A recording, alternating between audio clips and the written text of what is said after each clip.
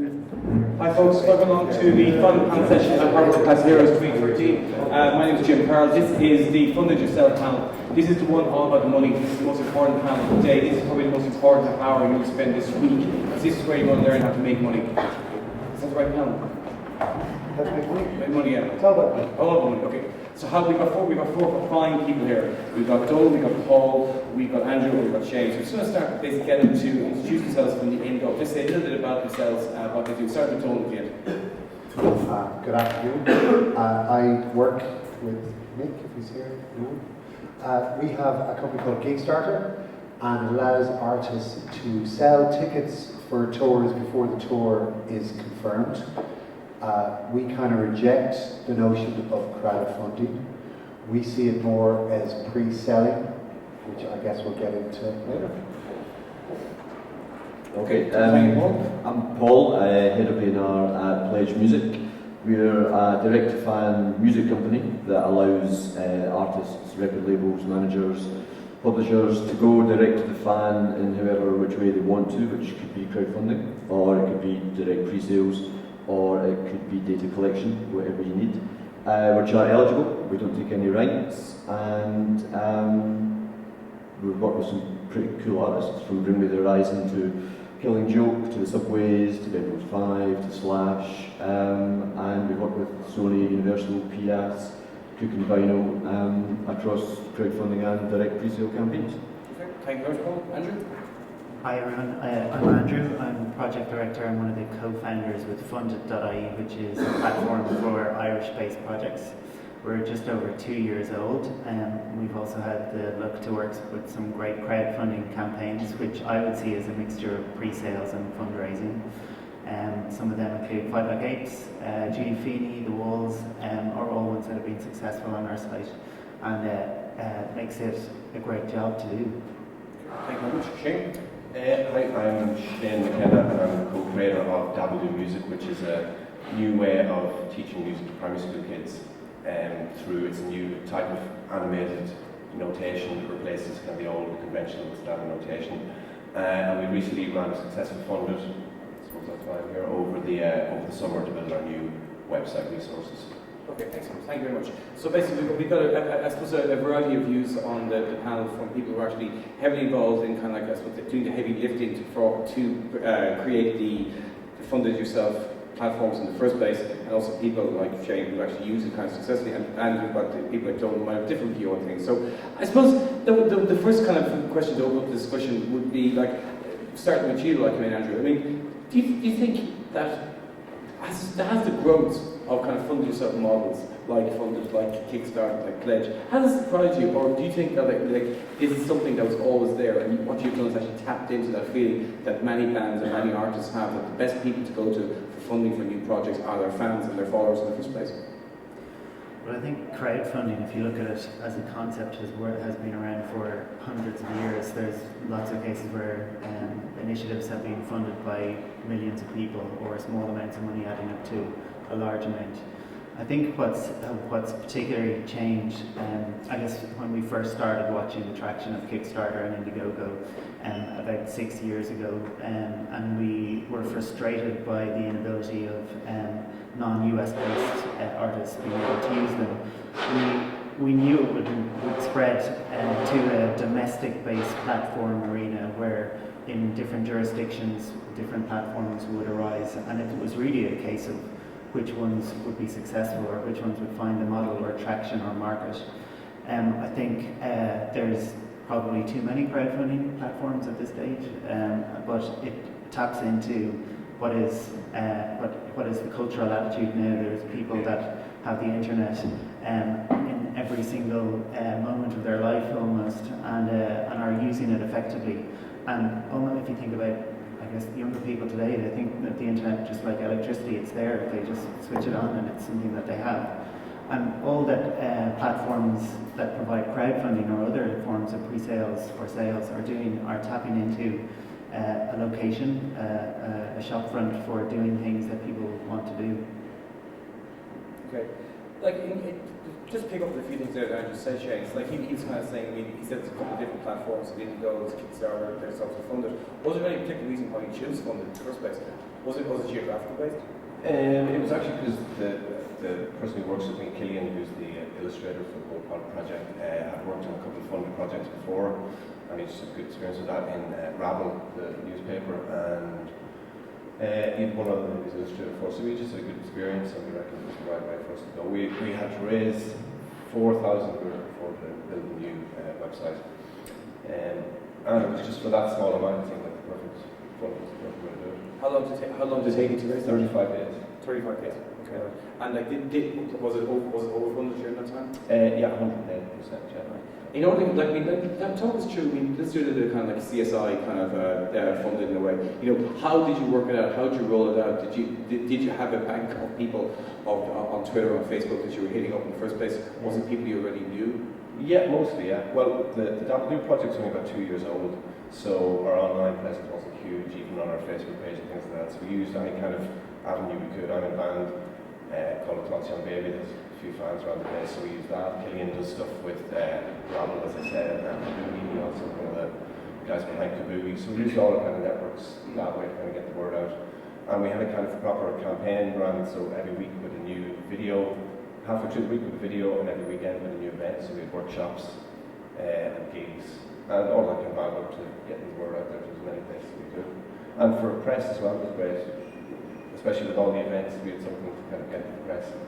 And because it was kind of fun, the website, people know and kind of trust, I suppose it was easier to get a lot of press. We got the Times, and we got Sunday Independence going to be next week, and we got loads of press that we wouldn't have got. It's just sounds going around. So. How much money has gone through funded roughly at this stage? We've had just over 2 million euro pledged to the site. Like 75% of projects are successful, and we've paid out, I think, about 1.7 million euro at this stage to projects. So while 70% of projects are successful, the amount of funds that go through to successful projects is a higher percentage. Okay. I mean, what in terms of pledge then? You know, what kind of money are we talking about there?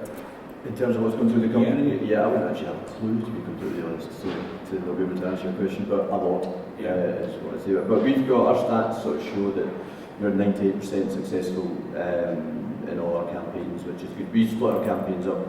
We've got organic campaigns, who are artists that just sign up to the site themselves and build the campaigns themselves.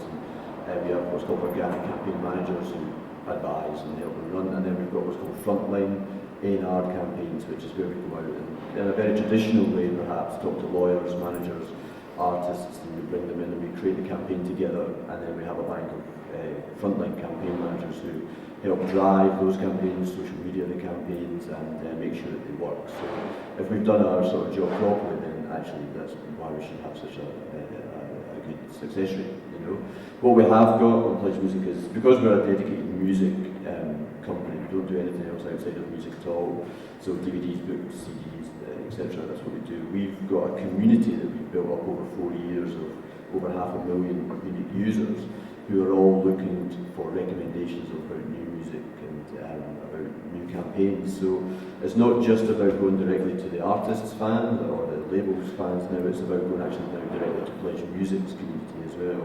So we saw in the Slash campaign that 50% of Slash's business came from within the Pledge Music site. It didn't come from his fan base. Gemma Hayes is currently 40%.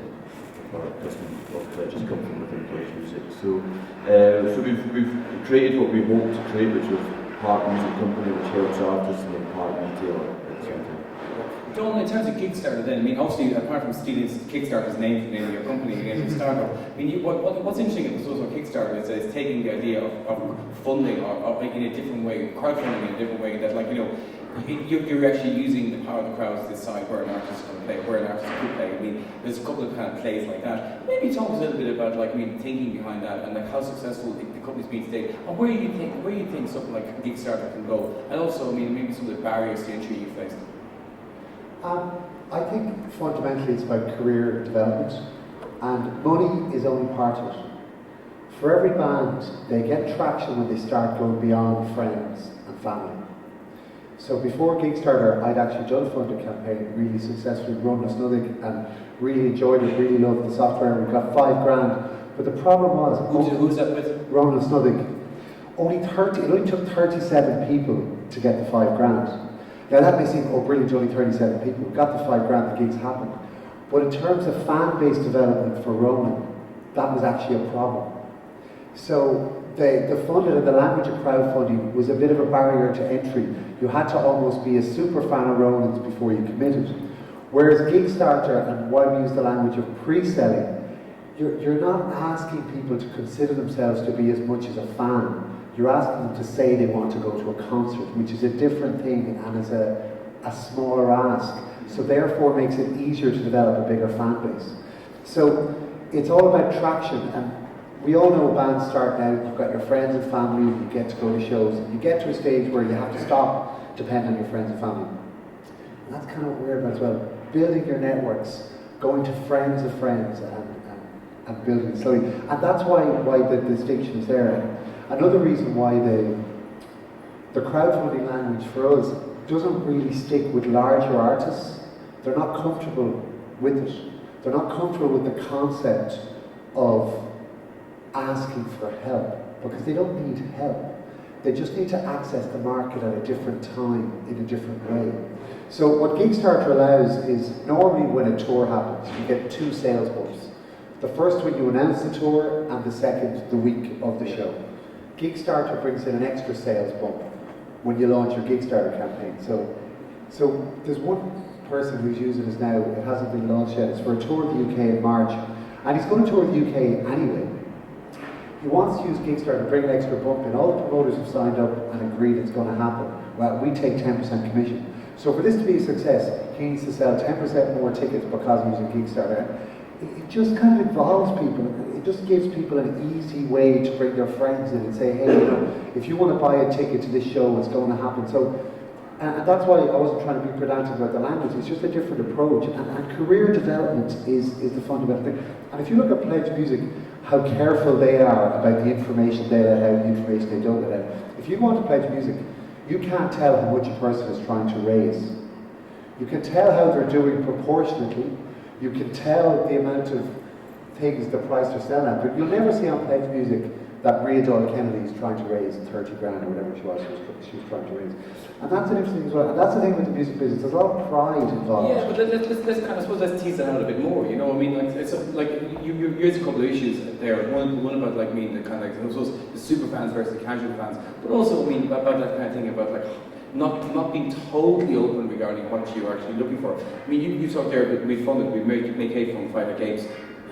On the previous panel, she was talking about, like, when they were raising, I can't remember what she was raising, I think it was 20,000 maybe for their last album, some more things as well to allow them to tour. And I was quite taken with the idea of them being very open about what's going on. And I suppose, like, this is the question for the 2 views, but like, or actually 3 views, in terms of this kind of, like, the funding side of things, you know. Do you think it helps an act to be kind of, like, super open when it comes to what they're looking for and how they're going to spend their money? And also, I mean, that point that Donal raised, like, I kind of see a growing backlash against funded yourself campaigns because you're killing the golden goose. You're still going back to fans, to the same number of fans, same friends, and same followers all the time. Those 2 things. One, should bands be kind of super open about, like, how much they're looking for or where the money is going to be spent? And the second thing is, like, the killing the golden goose factor and the backlash. Well, for us, the only reason we don't display what an artist is trying to generate is really just a taste thing and an aesthetic thing. We decided that to go on our crowdfunding side of the company, we decided to go with a barometer bar instead. It has actually the same sort of effect, it's just that we decided not to display the financial target, as it were. And to be honest, you know, Donald's right, we've had some smart people who've actually kind of worked out what a band is trying to do because they've seen what's sold, how much it's selling for, and they've hit 100%, you know. So really, it was just an aesthetic, a taste thing, but the barometer bar works in the same way as displaying the target in that, you know, if you're at 78% or 80% of the fans are trying to get behind you to get you to above the 100%, you know. So that was the only reason we didn't do it. On our pre-order model, or pre-sale model, we don't even have the barometer bar, it's just direct pre-sale, but it uses all the engagement and social media factor that Pledge Music offers. In terms of the Golden Goose, and going back to your fans again and again and again, we've done 3 Kill Joke campaigns, we've done 4 Ginger Wildheart campaigns, 2 Sophie Madeline campaigns, and we're about to launch into a a couple of other subways, and the artists are coming back. The key to it is you can absolutely rinse the golden goose if you're not careful, you know, and so the key to, if you want to keep going back to the fan and giving them a bigger reason to buy, which is really what platforms like Fund It and Pledge are about, is giving the fans a bigger reason to purchase or to get involved with their artist, is to run clever and concise campaigns and creative campaigns. So you're part monetizing your fan base, but you're also part rewarding your fan base, and by that you're offering them great items to purchase. At the same time, you're supplying them with content and good experiences that that don't cost anything, and deliver on time. So, for instance, Ginger, you know, he delivers his album and every other item there. Then there's a gap for 6 months, and then it's into the next album. So the fans are enjoying the process, they're having a good time. They know they're getting better value for money. They know they're going to get a great product. So we're seeing a lot of repeat business now. They always do a different type of campaign, but we're seeing a lot of people come back, and the fans seem to be enjoying it. And as Donna also said, the fan base is growing. Yeah. So new people are starting to get involved via that sort of thing. Andrew, from the I think we're experiencing, I guess, the second or third time crowdfunders at this stage on the site, just because we're new. But I think people are becoming much more sophisticated about their communications as well. Rightly, there's a debate in the public sphere about how crowdfunding works, the transparency involved, and going through logical processes of actually having to prove I've thought about the budget that's involved with my debut album. I know that if I go to these different suppliers, I'm going to get them at the best possible price. And I think all of that groundwork and pre-work that's involved with a crowdfunding campaign will ultimately stand to the creator themselves, that they've thought about this business, how can I make revenue from it, and how can I get my costs down to the lowest. But the golden egg idea, again, I think people can do it incredibly badly. Have you seen some examples of that? I mean, and also, I mean, like, have you kind of come across that anecdotal evidence? A lot of people that have come across that there's ways to gain funding campaigns as well, to make sure you get all your funding. Well, with any type of fundraising activity, there's ways to gain it. And I think that's it's naive to say that crowdfunding is the only way to manipulate their fundraising. If you look at it, most of the time people are coming to the table with a degree of funding or a degree of time that they've invested in a project already, and they've looked at other ways of fundraising, and usually it's a gap that they're coming to us with. It's not the full amount, or in some cases it's the full amount, and they're thinking about other ways that they can generate money while they're crowdfunding. So I think I'd bring it back to the other, I guess, a consistent theme here is that being creative in how you talk to people, being distinct in what you talk to people about. People have different spending power, people have different financial interests, people have no interest, and thinking about who you're talking to logically, and beginning to, I guess, to move into the pre-sales with certain people, begin to talk to family members about certain things, and then fans or people that are really interested in music about unique experiences that they wouldn't get in any other sphere or time. What about, like, I mean, again, maybe it's Andrew Chang, you know, just, I suppose, have you noticed, Andrew, from kind of like your stats, that there's a typical momentum behind a campaign, that, like, we don't talk there about, like, I mean, the momentum behind a kind of a live tour, you get your sales at the start, you get your sales a day or a week out, you know, like, is there, can you kind of, like, say to me, okay, categorically, 30% of the campaign usually comes in the first week when all the madness is going on, and then it all comes together near the deadline? Well, we do quite a lot of case studies on our website and provide as much information about campaigns, and you'll see the campaign graphs. I've been working on a huge amount of case studies at the moment, looking at them, and there is definitely a trend. I wonder if it's replicated across crowdfunding websites, that in the first week there's definitely a spike, and then you're kind of in the middle of your campaign, there's a slow upward trend, and then you start panicking, or you're very strategic in who you're asking people for. money, and you're getting the large pledges in the middle part of your campaign that help you get that 10% more or 20% more. I think typically, if you look at any crowdfunding website, anyone that gets to about 50% are highly likely to be successful in some way. You'd want to be stupid if you're at 70 or 80% of your target and you're only a couple of hours to the deadline that you go, I'll beg, borrow and steal money, or figure out ways that I can get that project over the line. But I guess that trend moves upward in a high period of activity towards the end, when lots of pledges are in.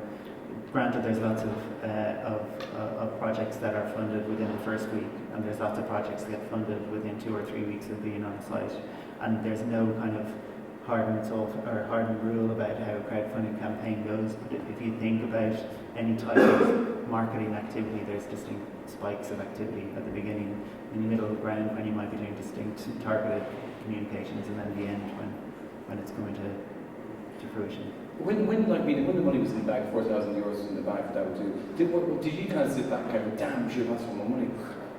Yeah. I think everyone does, yeah. I'll do it on the research office. We reached a few days ago, on 100%, yeah.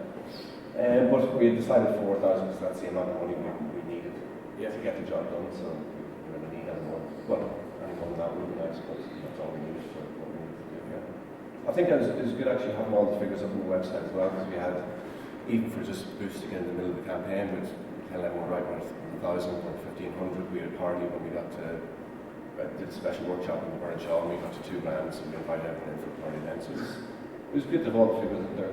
I think there's a big element of trust as well between people who are funding you and yourself. I mean, I could easily go on holidays with the £4,000. Apart from the fact that most of the people that funded me, as you're saying, already know about the whole project and are kind of behind it already. Yeah. So it was kind of extra things like we're saying about press and things that got more people outside interest. Most of the people who funded, myself and Killian, knew probably 70% of people who funded. Have there been cases with funded where, like, when you've heard back that, like Seamus kind of saying, the people got the money went away on a holiday, or like they didn't deliver? Because it's really interesting. I funded a few things. And I'm not saying that people I funded went away on holidays, but like the end product was kind of like wasn't quite what I was described. You know, I just kind of wonder, is that a common experience? I think I'm going to relate this back to your project, which had two really great rewards at the €30 and €50 level, and the average pledge to your project was about €40. But it shows, I guess, the spending power in Ireland. On our website, it's about a €50 average pledge. And in that case, you're usually getting something like a unique gig or a CD or something that's physically tangible, and as well the feel-good aspect of adding a little bit more into it.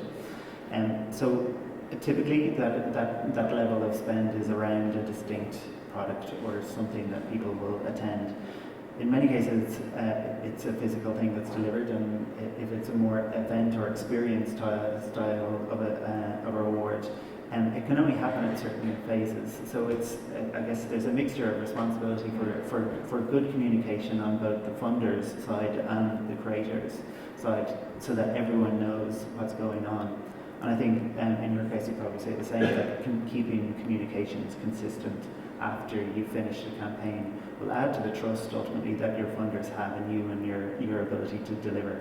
You may take a phased approach to delivering certain rewards, but treating them logically and going, I can get these ones out of the way in the first kind of couple of weeks and move into the next phase, and delivering on that is the best thing to do. But I would be, as a funder, and I am the first person to go, I haven't received this, it's been 6 or 8 weeks, and can you let me know what's happening and where you are with the project? And that is a grown-up conversation that people should have with each other if they're funding and having a project funded through crowdfunding.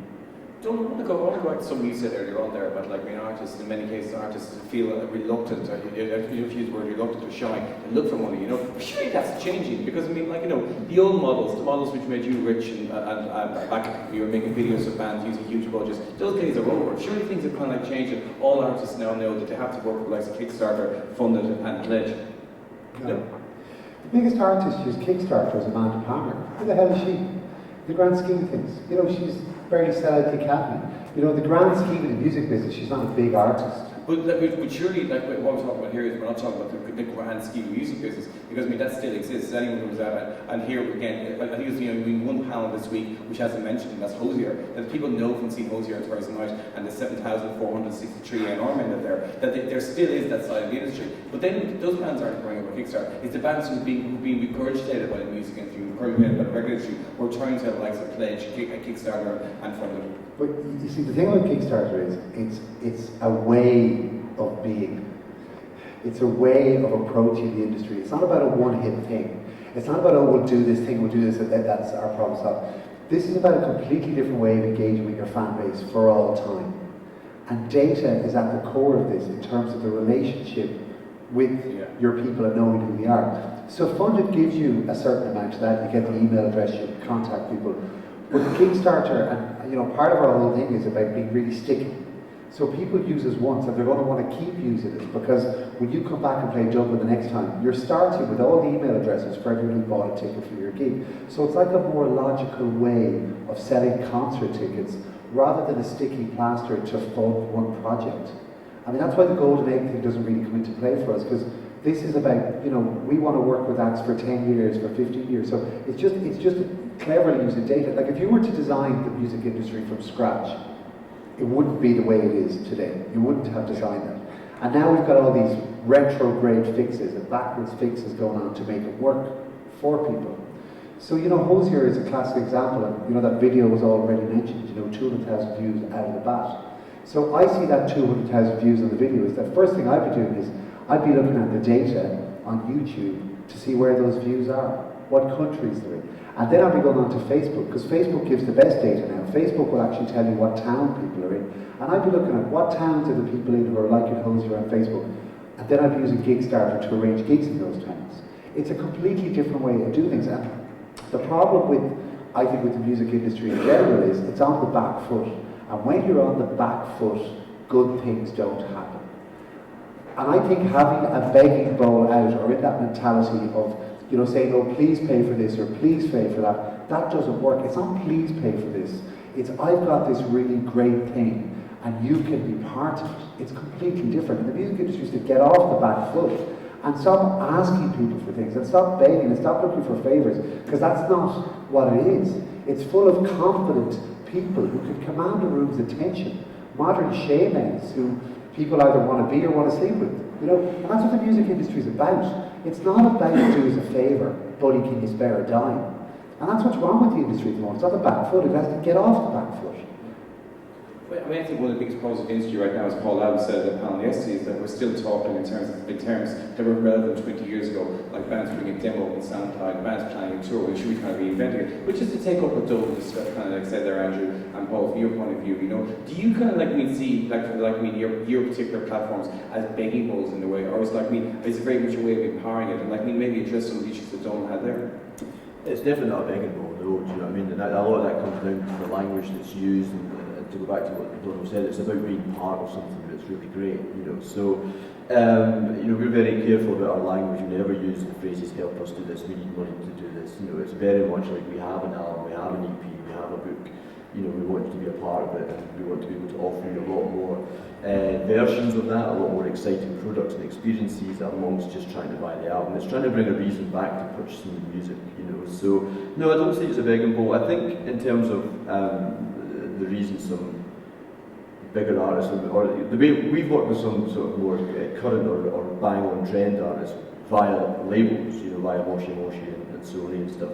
Now, they don't need to crowdfund, and that's actually why we developed our pre-order side of it. But what they wanted to use via Pledge was the way to gather the data, because they had no idea how to gather the data, and a way to sort of allow more access for the fan towards the artist. Now, that's not access as in, all these fans are going to come and meet this artist, which bands like Bring Me the Horizon actually don't want to do, but it's an access to a bit more behind the scenes, and that's via content.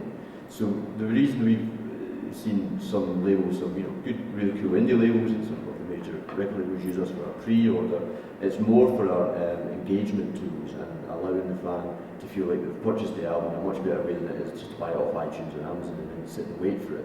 If you buy it via Pledge Music, you're getting weekly content sent to you back from the band, So it's not a begging bowl, it's a great experience. I think all of them, none of them are begging bowls. I think they're great experiences if they're done right, and if they're done correctly. But for me to be the beggar bowl again, I'm not talking about these other sites. I'm talking about the way artists are forced to talk at the moment.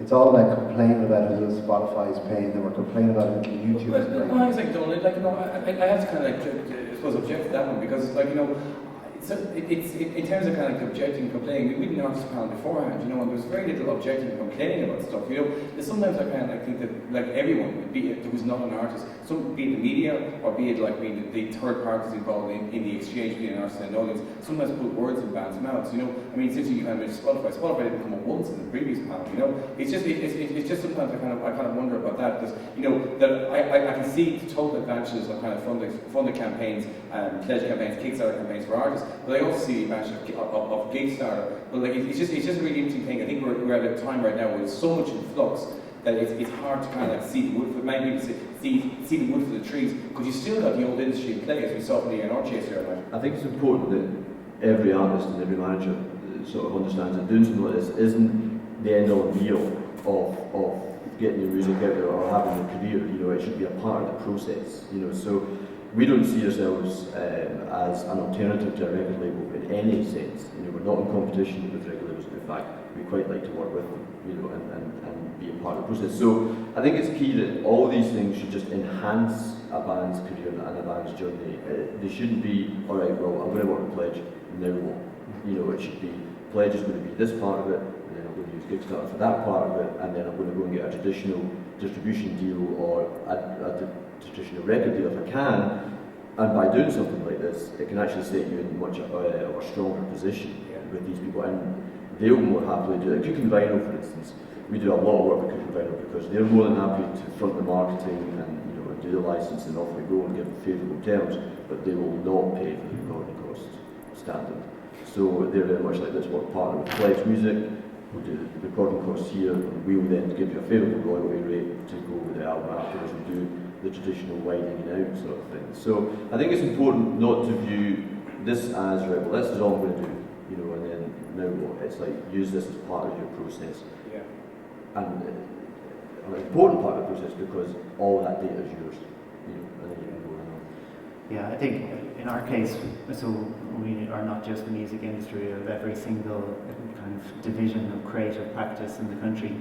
And one of the really frustrating things is every week I'd say I probably get about 30 emails of people saying, I really want to do this project, I've been trying to get the money towards it, and I just can't find the balance. And they could be talking to me in my other hat as a sponsorship or a general fundraiser, but then talking to me in a crowdfunding context is, I always think about it, it's great art. The good thing about it is that great art is highly subjective, so what appeals to me is probably not going to appeal to the vast majority of people in this room. But there is an audience for it, and there are people that are interested in lots of people's art. And even if it's 50 people, and in your case 40 people added up to €5,000, that's an incredible feat in a country where it is almost impossible to find access to funding, be that traditional in terms of state subsidy, local authority subsidy, or in the music industry. It is phenomenally difficult, especially for emerging artists. And when you get faced with a huge amount of demand, one of the things you've got to do is think cleverly about the audience and how they can be involved in that process of creating great art. From your point of view, as someone who actually has been through the campaign, Shane, in terms of the audience, people who actually funded, what do you think? Did you kind of do any kind of post-event analysis and kind of mine into why they actually decided to give you money? The inside people you actually knew, what was it you reckon attracted people to the project? I suppose it's kind of a feel-good project anyway. It's kids' music education, and it's a free resource for teachers as well. So, kind of from the start, since we published a book last Christmas and just got kind of good responses from everyone, it went around a lot of teachers. We've been doing loads of workshops around the country as well. So, a lot of them are teachers as well that have been using the resources for free for the last 2 years. So when we asked them, I think it was 30 quid, and we said, yeah, that's fair enough. But kind of as a kind of a business, from the business kind of end of it, as you're saying there, it's kind of hard to get that amount of money from £4,000 off anyone, especially kind of from the point of view of they don't want to know about the idea of masking £4,000 off someone. They want to see spreadsheets and I want to see all the figures, and I want to see that kind of stuff. And I'm not kind of fond of doing spreadsheets. So in the kind of funded end of it, it's basically people buying into the idea. If they like the idea, they give us a small amount of money. It's kind of a nicer way to look for money, I think, than kind of making up a lot of the time, which is what people are forced to do, is make up a lot of kind of ridiculous figures that I'm going to have 1 million sales in 3 years and I'm going to have all this kind of stuff. I can just put the idea out there, and if people like it, I can raise the funds that way. Yeah, that million sales is probably the point of many startup PowerPoint decks, you know, that we're going to have million sales in 3 years. I suppose I have a question based on what you were saying, Andrew, for yourself and Paul, which is kind of like, you know, as people who are like at the front of yourself, coalface, regarding the platforms you're actually involved in, can you see demands for other kinds of funded yourself platforms? I suppose think about the recent change in the States in terms of like the regulations that you can kind of now fundraise for different startups, the different change in that kind of legislation. Is that sort of demand here, and could it be easily implemented? Yeah, they're already they're cropping up. If you look at Linked Finance as a crowdfunding platform, it's actually crowd lending. What's the name? It's called Linked Finance. It's crowd lending. It's for business ventures, and it's relatively successful already, and it's less than a year old. There is Make My City Great, which is an initiative of Dublin City Council architects who are looking to get civic spaces funded that the councils around the country can't afford to do, and that's in beta phase and looking to start up. But I think it relates. I think there's something like 700 crowdfunding platforms at this stage around the world. I think there is going to be a process of consolidation that certain platforms are going to be strategically aligned, or they may even consider absorbing and buying in different jurisdictions. But it is ultimately about who has the most investment in the website. Kickstarter has $10 million invested in it. And has got every single possible technical feature that you could probably want as an industry person. I think Pledge Music has a fantastic system as well. I worked on Maria Dorothy Kennedy's campaign with her before she went live. But when I think about crowdfunding campaigns, I always think about where your audience is and who's going to be most familiar with the platform that you use or what payment engine they're using.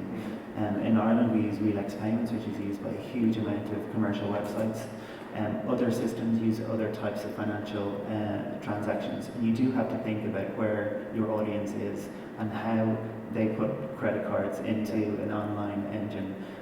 In our case, in Ireland, Relax is an appeal. Lots of people are familiar with it. But as you move to different countries and you get pledges from different countries, you are going to get faced with certain technicalities. Lots of countries put blocks on credit cards and transactions, especially if they're over up to a particular level. So doing the research, skimming the surface of crowdfunding and looking at how the technical aspects of it in one case and your audience aspect is another thing is critical research before you jump into it.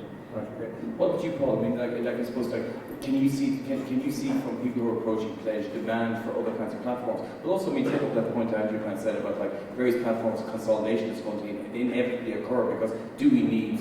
You said 700. Do we need 700 different platforms?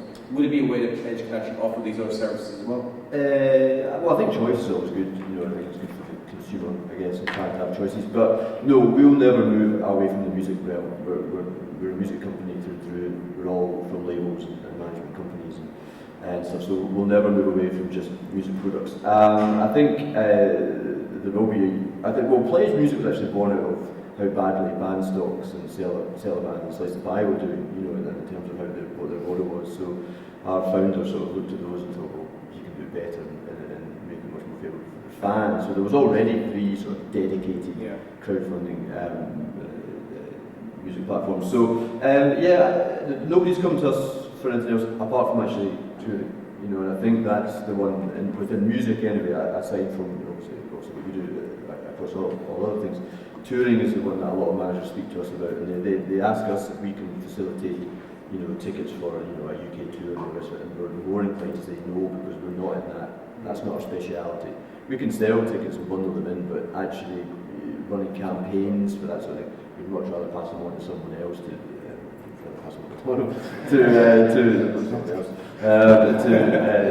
do that for us. So we're all about the product and stuff like that. Okay, so I suppose to close before we kind of get to roll off some questions from the audience, in terms of kind of, especially as I'm done actually, in terms of we talk a lot about we talk about funding campaigns, Kickstarter campaigns, we talk about little platforms, and and Paul's mentioned there about he's seeing a rise in people looking for help on touring. What other areas can you see, leaving aside, take off your Kickstarter part, put on your own scanner hat, what other areas can you see are kind of rife for funded yourself campaigns, for the, going to a crowd of non-traditional investors and getting money from them? Well, I just think the locations of the gatekeepers have changed.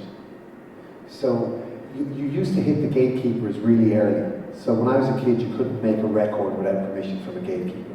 Now you need no permission to make a record. And the big issue now is access to marketing, let's say. And I think that's the single biggest issue in the music business right now for me. It's actually access to good marketing for artists. So I see some scope there. There's all these great talents, and it really saddens me in terms of Ireland. All these amazing talents who have difficulty getting off the island, and that's because people just don't know about them. And it's really that simple. Marketing. The music business is a marketing problem. So I'd be looking at that area, definitely.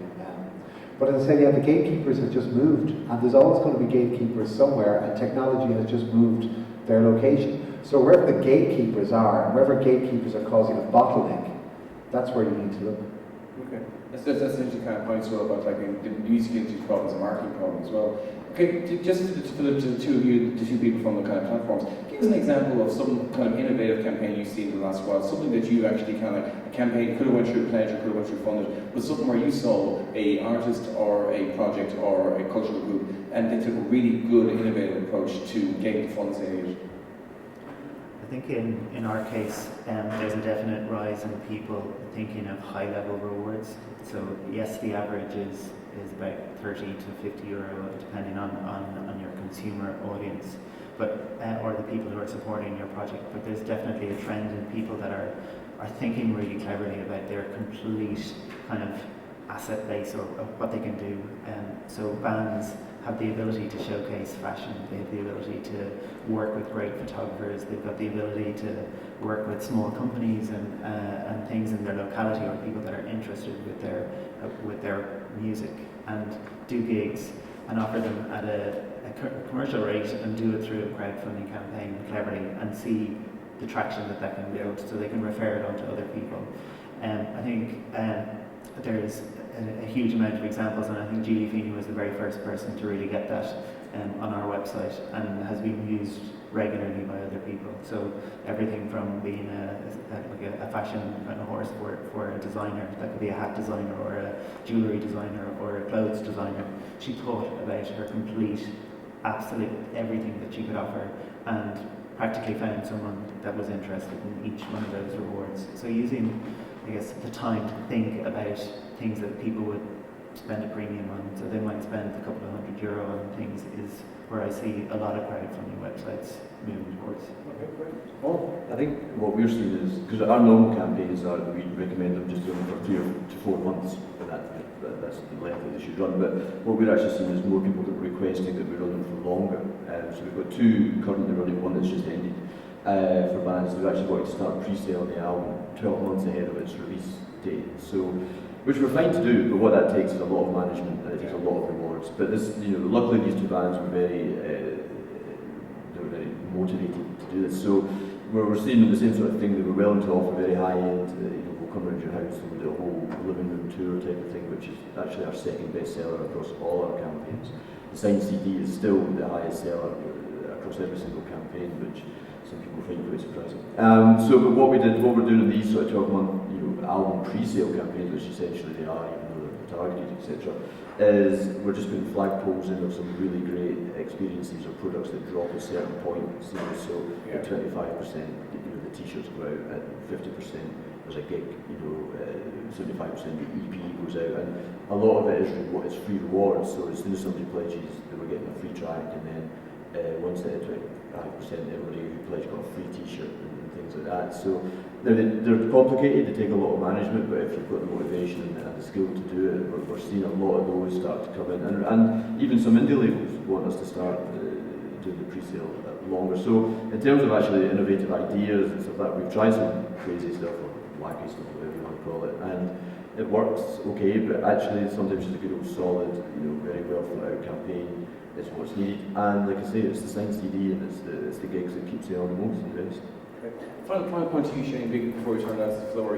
Like from your, I suppose, experience, like raising funds, what's the kind of single most important lesson you've learned? And like, if you're going to do another fundraising campaign in the morning, what would you do? I suppose just figuring out what all our networks of contacting people were. That was quite important. And funded as well, we noticed was if it wasn't online, it wasn't really worth doing a lot of the time. Even mentions on radio, a bit in the press, did very little to actually, well, we found did very little to actually raising us any money. It was all actually mainly through Facebook. That was probably the main thing, because people want to just click and take it through exactly where they can pay the money, as opposed to seeing a poster in town, going home, looking at the computer because they've forgotten it already. Because we only had we had a big thing outside the Bernard Shaw, which was there for 4 weeks. We were only really thing apart from the online stuff that we had. But yeah, all the online stuff was just where all the money came from. Because outside stuff really wasn't that useful. Okay. Thank you very much. Any questions from the floor? Gosh. Yeah. What really wants about is so what I really like to ask is 10 years from now, where do you see your projects? And if I could further develop that for myself, what I'd like to see out of funded would be maybe a forum of some kind where I could post up, hey, this CD duplication company is actually cheaper than maybe ones you might know, and maybe you could consider that before you put out your funded campaign. Or I know a merch company that might be cheaper. Maybe that might be something to consider. Or what would you think in the next 10 years you'd see it develop? Yeah, I think it's inevitable that the crowdfunding, so we're going through this process at the moment in terms of technological developments on the website, which we're taking a 2-year phased approach to. We're a small charitable organisation, so we work on a budget that's tight, and we try and get as much that we can out of relationships. I think you will see the big players in the field moving into a much more sophisticated retail element of what they do, so that projects not just after the crowdfunding sense will move into a very strong retail element and even a longer term commercial mindset. So how can they develop lots of things? If I think about distribution, particularly in the film industries, as something that is absolutely ripe for crowdfunding platforms to figure out how they can have the next stage. That relates to the music industry as well in terms of distribution. Is there a way that platforms can have a very active approach in that and learn from consumer intelligence that is actually on our websites already? So our developments are being driven by the people that use the website and what they like, but also where consumers are coming from, thinking about geographic location, thinking about average spend, thinking about times in the month when people spend, are all consumer insight that will actually lend into the creative industries and how people are efficient at selling themselves. So ideally, in my case, I would see our website, and it will take 3 to 4 years for us to get to a point where we're probably about 90% happy with our website. I don't think we'll ever be 100% happy with it, but we've got to work with what we have and build slowly. We've got to keep in mind that the crowdfunding environment around the world is changing very quickly. But if you look in the UK market, which has got a huge amount of crowdfunding websites, there's Sponsoring, there's Pledge Music, there's Kickstarter, you can use Indiegogo, all of these websites are relatively freely available. But in Ireland, it's really, if you're in the music industry, it's Pledge and Fund It, and you might consider Indiegogo. But otherwise, you're going to find it difficult using another platform. If they move to the eBay model and become available in every single currency in the world, or the vast majority of main currencies, they're going to have a significant impact on the smaller crowdfunding websites, and that's us and a Pledge to a degree, and that is going to have an impact on the investment. So the reward at the end of spending a lot of money may actually not be worthwhile. So we've got to think about logical phases of what is structural development for the website that will help people to be successful and will actually help them to engage their base of supporters in a longer term fashion. So you're right, and it's in our minds at the moment. Next question. Paul, you mentioned that a certain percentage of the funding that some acts have gotten was from Pledge's own Cried or Fred Yeah. his own fans. Could you maybe explain a little bit more what you mean by people that are already on Pledge, and also do you do anything to maintain the relationship between funded artists and that Pledge community afterwards, or is it once the funding comes, then is the relationship over between artists? Yeah, definitely. So what we've got is over 500,000 unique users registered to Pledge Music. So, and we've obviously got the data stored as to what sort of artists they got involved in, or if there's multiple artists, what genres they seem to be getting involved in. And it's simple messaging. So we've got a recommendation tool that runs very similar to Amazon's recommendation tool. So, you know, you pledged on X, Y, Z, you might like these other 3 artists that have just launched in the past week. So we actively send out this sort of information to our unique users. We do email newsletters as well, which don't actually go out to all the unique users. They've got to opt into the newsletters, but we do 3 different types of newslettering, which is 1 to the customers and the fans, and 2 we message the artists, previous artists as well as active artists, and also newsletters to the industry. So the industry newsletter is obviously about campaigns that are running that may be on-site bands that they might be interested in, or bands that are looking for distribution, etc. The email that goes out to the artists is about our partnerships. So we've got partnerships with recording studios, etc., where we have favourable rates. We've got favourable rates with manufacturing companies and fulfilment companies and so on. And so the relationship, we try to keep the relationship open, absolutely, and with people whose campaigns have closed. And the nature of the industry is, we often, if it's a frontline artist, we'll often know the manager or the lawyer or the band anyway. So keep in touch that way and progress, but in terms of the organic sign-up artists that we maybe don't have so much face time with, we try to keep them up to date with new offers and new ways of the way the Pledge is operated, hopefully bring them back to Pledge. And it's open, the offers that we have with our partners is open to previous artists as well as active artists. So it's about the way we message it. We've just hired a proper social media team as well, which is based in New York, and their role is that if we have the right sort of communication with our artists, is that, for instance, say they're on tour during the campaign, our social media team will actively tweet that out, Facebook that out, etc., to hopefully widen the fan base. Next question. I suppose I've got a question for you. Hold on, just 2 questions that are kind of related. Firstly, in terms of the gifts that artists give out in the campaigns, do you want them to say, is there any danger, grant card, 10 grand for your album, or 20 grand just give out all your freebies or all your kind of whatever handcrafted, whatever you put together for us? And secondly, is there any governance around these gifts not being delivered? So is there any kind of follow-up with the artists that actually deliver on the pledges? Well, I know Pledge's system is a lot more developed in reward delivery and how they structure the payments, so you only actually get funding as you release, as you agree that you've actually done. So in our case, yes, there are a couple of projects that have not delivered or have figured out ways to communicate the problems that they've had with their campaign and get to a point where they, in a phased basis, deliver the rewards. The vast majority of projects deliver on their rewards, and it is ultimately their close friends, it's their fans, and it's other people that are the first people to question them about it.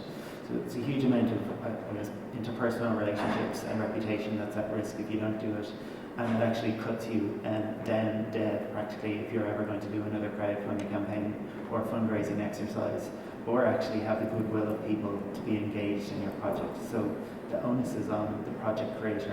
And technically with our website, once you finish on the website and you've received the money and the rewards are now your responsibility to deliver. But we do have a reputation risk in that we're active, so if people come to us and ask us, well, I haven't heard anything from these people, that we are the people that will chase up and make sure that they're doing it. Part of our process and part of Pledge's process is at the beginning is to inform people about the whole crowdfunding cycle and all of the issues that people are going to have.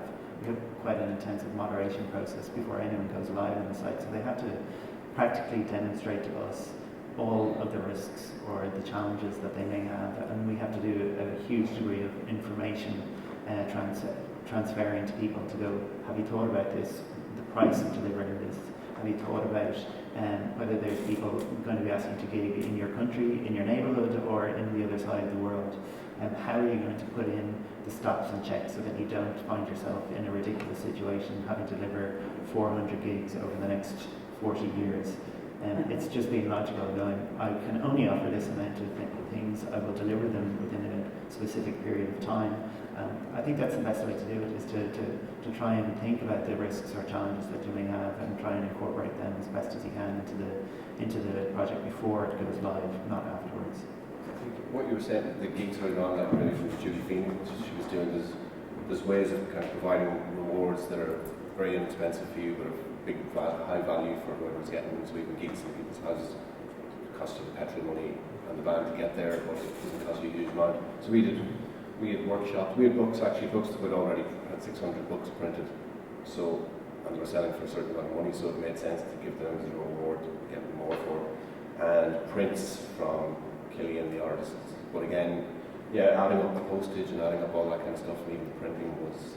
So coming up with the gigs was one of the best ones actually we had, because we got people after the funders. We had a big gig where we invited all the funders to come for free, and everyone else who came to the gig paid. So actually we made money off the gig to cover the postage and all that kind of stuff as well. So yeah, this is you have to really think it through. You're talking about the fact that house gigs are such a kind of, I suppose, a prime mover being done. Have you noticed people come to you regarding Kickstarter, regarding using Kickstarter as a way of putting together those kind of gigs, those informal gigs in kind of alternative spaces? Or is that something you kind of moved away from?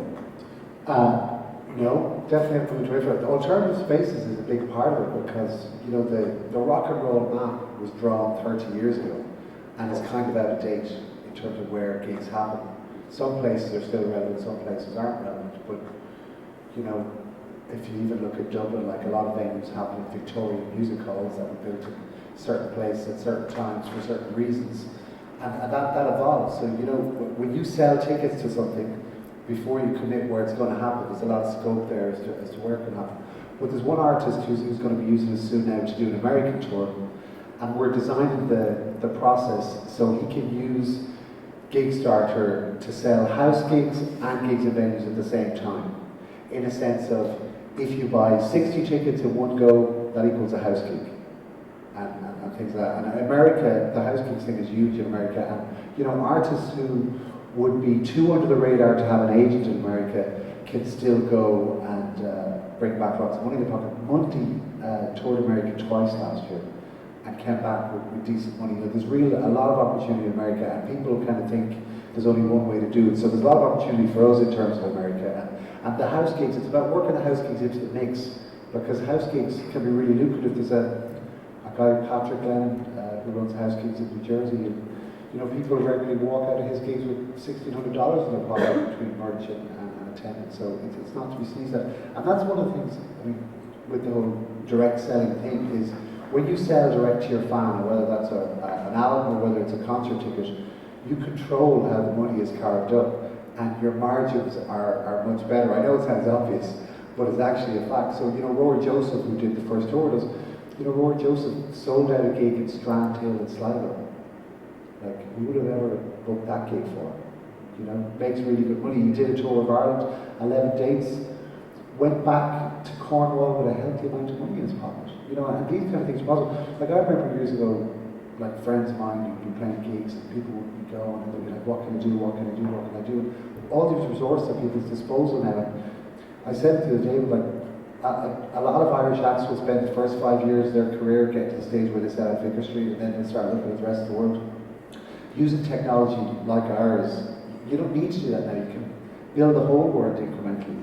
But it sounds really obvious, it's all about people and getting people over the threshold of your show. And if you can't get people interested in what you're doing, it's game over.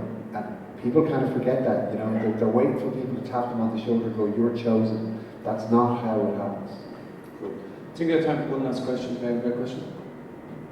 No? Okay, that's it. Just like to say thank you very much to our panel, to Doug, to Paul, to Andrew, and Shane. Thank you very much.